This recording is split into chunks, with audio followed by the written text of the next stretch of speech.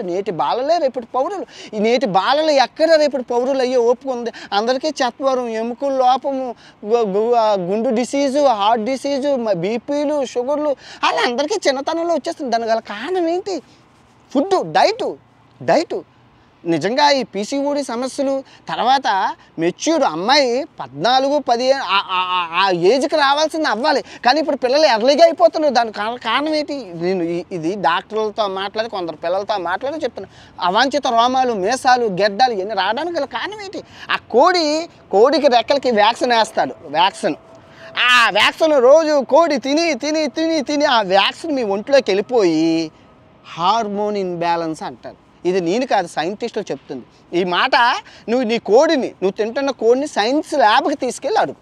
డాక్టర్లను అడక్కు. డాక్టర్లకు రోగాలు కావాలి కాబట్టి పర్లేదు తిని అంటారు.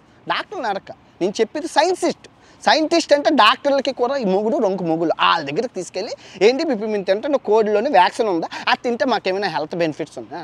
ఏముంది?